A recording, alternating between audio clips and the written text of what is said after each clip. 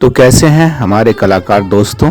उम्मीद है कि आप लोग अच्छे से काम कर रहे होंगे और ऑयल पेस्टल के सीरीज में एक नया काम लेके मैं आया हूं, जो कि एक बोट का है।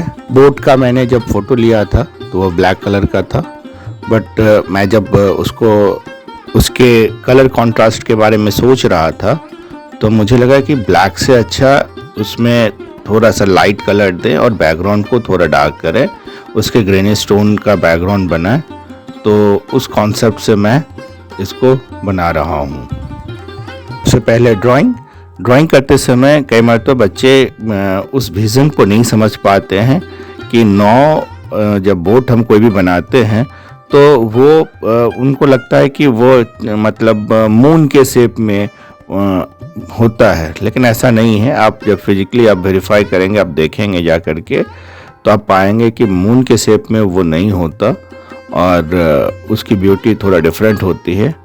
तो पहले ड्राइंग कर लेते हैं, और फ्रंट से ना है तो फ्रंट से ही ड्राइंग करेंगे। रिफ्लेक्शन के लिए मैं वापस जितने भी ऊपर है उसका एक विज़न क्लियर कर लूँगा कि उसी तरीके का है। और सबसे पहले मैं रोज़ ग्रे लगा दे रहा हूँ, हल्का हल्का जहाँ जहाँ शेडेड एरिया है, तो एक बेसिक शेप हमें दिखने लगेगा कि मेरा सोर्स ऑफ लाइट किधर से है। और अब मैं बैकग्राउंड से कलर स्टार्ट करूंगा, जिसमें कि सबसे पहले पीछे लाइट येलो मैंने लेफ़्ट टू राइट के फॉर्मेट में रखा है, और उसके साथ मैं रख रहा हूँ लाइट ब्लू जहाँ जहाँ उसके साथ मर्ज होगा तो ब्लू और येलो मिलने से ग्रीन कलर का इफेक्ट आपके सामने आएगा। तो आप देख पाएंगे कि दोनों मिक्स होकर के ग्रीन कैसे इफेक्ट आ रहा है, और कहीं कहीं पे अगर नहीं मिक्स हो रहा है तो उसका ब्लू स्टोन कैसे रह रहा है। दोनों मिल करके एक यूनिक मज़ा सा से दे रहा है।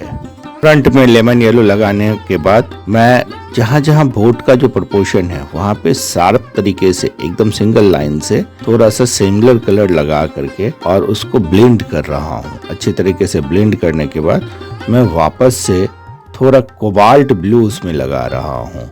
कोबाल्ट ब्लू कहीं कहीं लगा रहा हूँ, ऐसा नहीं कि सब जगह फैला के लगा रहा हूँ। आप जब कोई काम करते हैं तो आपके पास ये विज़न क्लियर होना चाहिए कि आपका आउटपुट कैसे है। अगर आप सही डायरेक्शन में काम करते हैं तो आपका आउटपुट निकलने से कोई नहीं रोक सकता। जहाँ डेप्थ दिखाना है वहाँ पे मैं कोबाल्ट ब्लू अच्छे से ले करके लगा करके मर्ज कर दे रहा हूँ, ब्लेंड कर दे रहा हूँ।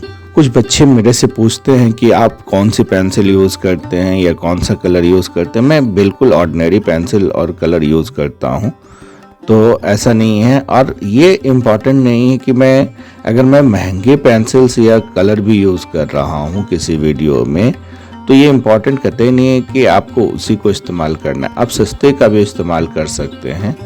आपके वर्क स्किल पे डिपेंड करेगा कि आपका आउटपुट कैसा आ रहा है।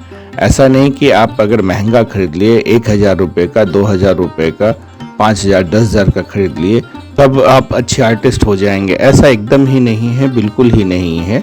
आप एकदम से इस बात को दिमाग से निकाल दीजिए कि टूल्स इम्पॉर्टेंट होता है, लेकिन इतना भी नहीं होता कि आपको एकदम महंगा टूल ही खरीदना है। आप सस्ते टूल से भी काम कर सकते हैं। मैं भी ऑयल पेस्टल 200 रुपये के लमसम का खरीद के यूज़ कर रहा हूँ। जब भी आप कलर खरीदने जाएं तो उसमें कितना, ऑयल पेस्टल के बारे में अभी बता रहा हूँ, तो वो कितना सॉफ्ट है और कितना स्मूथ चल रहा है, कितने अच्छे से ब्लेंड हो रहा है, इस पे फोकस करिए। कोई पुराने मैन्युफैक्चरिंग का दुकानदार आपको दे दिया हो और वो एकदम हार्ड चल रहा हो, आपस में ब्लेंड नहीं हो रहा हो, तो आपको परेशानी होने वाली है। तो आप इस बात का बहुत अच्छे से ध्यान देंगे। बोर्ड के एक एक पार्ट में डिटेल कर लेंगे, वाइट लगा लेंगे जहाँ ज़रूरत है, और जहाँ एकदम डेप्थ है वहाँ ब्लैक भी लगाएंगे। लाइट ब्राउन और ग्रे येलो लगाने के बाद ब्लैक और वाइट लगा करके जहाँ जहाँ जिसका डिमांड है, मैं जैसे लगा रहा हूँ आप वैसे लगा सकते हैं।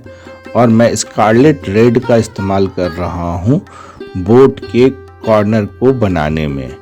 तो इसको स्कारलेट लिखा जाता है, आप स्कारलेट भी बोल सकते हैं, उसके साथ रेड बोलने की ज़रूरत नहीं है। तो स्कारलेट का इस्तेमाल कर रहा हूँ। नीचे डार्क ब्राउन का इस्तेमाल कर रहा हूँ शैडो बनाने के लिए, और बाकी जो ऊपर में 9 के ऊपर जो कलर लग रहा है उसी का सिमिलर कलर नीचे लग रहा है। आप इस बात का ध्यान रखेंगे कि अच्छे से कलर लगाएंगे, जो जैसे डिमांड कर रहा है।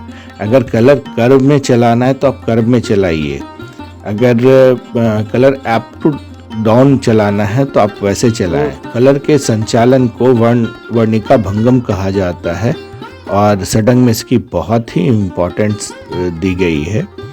तो बीच में लाइट ब्लू डालेंगे, कलर उसका रिफ्लेक्शन बनाएंगे, अच्छी तरीके से ब्लेंड करेंगे। जहाँ जहाँ और डिमांड है वहाँ वहाँ थोड़ा सा ब्लैक लगाएंगे।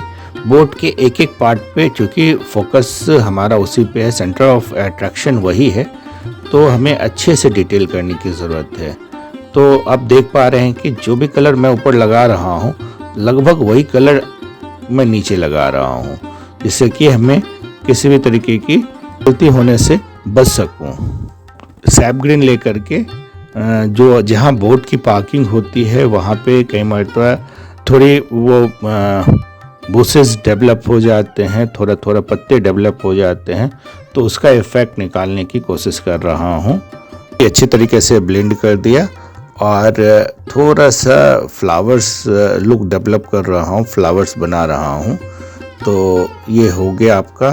फ्लावर बनाने के लिए मैंने पिंक कलर का इस्तेमाल किया हुआ है, आप चाहें तो डिफरेंट कलर का इस्तेमाल कर सकते हैं। और इस तरीके से लगभग आपका काम बनके हो गया है तैयार, आपकी पेंटिंग बनके हो गई है तैयार। आप इसको स्क्रीनशॉट करके बना सकते हैं। लास्ट में अगर आपको डिटेल करना है और डिटेल करना है तो मैं यहाँ पे स्क्रैचर का इस्तेमाल कर रहा हूँ। स्क्रैचर से जो वेव लाइन है, पानी का जो डिटेल वेव लाइन है, उसको स्क्रैच करके फ्रेश कर रहा हूँ, निकाल रहा हूँ।